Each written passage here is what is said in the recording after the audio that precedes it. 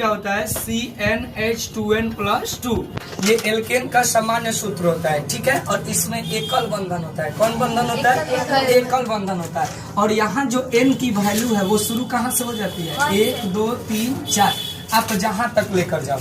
अब इसमें हमको दो चीज सीखना है, एक अणुसूत्र सीखना है और एक संरचना सूत्र सीखना है, जो पेपर में पूछा जाता है। यदि एक नंबर पे, अभी हम सिखाए हैं, एक नंबर पे n बराबर 1 रखते हैं तो हमको n के जगह पर 1 रखना होगा। तो CnH2n+2 कर दिए, तो n के जगह पे हम क्या रखेंगे बेटा? n रखेंगे। क्या रखेंगे? n। एक न रखेंगे बेटी, एक। CnH2 गुने 1+2 मतलब ये क्या होगा? क्या हो जाएगा? 2 और 2 4 हो जाएगा कि नहीं? CH4। इसका नाम हो जाता है मेथेन।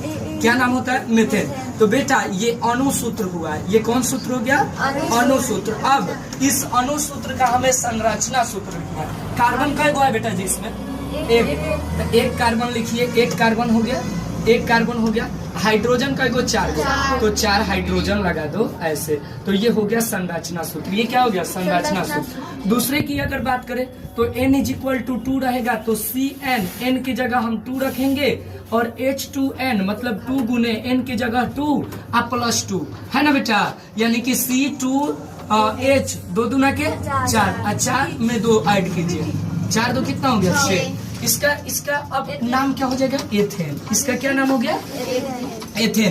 कार्बन का एगो है 2, तो दोनों कार्बन एकल बंधन से जुड़ेगा। ये एकल बंधन हो गया 6 हाइड्रोजन, तो 6 हाइड्रोजन को इस तरह से हमें सेट कर देना है। तो ये इसका संरचना सूत्र होता है। क्लियर हो गया बात? इसी तरह से हम अब 3 को करेंगे। इसी तरह से हम किसको करेंगे? 3 को। यदि n बराबर क्या लिखेंगे? 3। n बराबर क्या लिख दिए? 3। तो 3 के लिए क्या हो जाएगा? जल्दी बताइए। देखो ना, CnH2n है ना, तो Cn, n के जगह पे 3 रखो, 3H2 गुने n की वैल्यू 3, अब प्लस क्या हो जाएगा बेटा? 2। यानी कि ये हो गया C3H 3 दूना के 6 अब +2, यानी कि क्या हो जाएगा? 8। इसका नाम होता है प्रोपेन। इसका नाम क्या होता है? प्रोपेन। क्लियर हुआ बात? प्रोपेन हो गया। कार्बन 3 गो, तो 3 कार्बन लगा दो, ठीक है। और हाइड्रोजन 8 गो, तो 8 हाइड्रोजन कर दो, 8 हाइड्रोजन इस तरह से कर दो। काउंट कर लो हो रहा है कि नहीं। तो इसको बोलते हैं संरचना सूत्र, और इसको बोलते हैं अणुसूत्र, और ये हो गया संरचना सूत्र। क्लियर हुआ बात? अब आगे 4 वाला भी कर लेते हैं। ऐसे कर लीजिएगा। यदि n बराबर कितना हो? 4। n बराबर कितना हो? 4।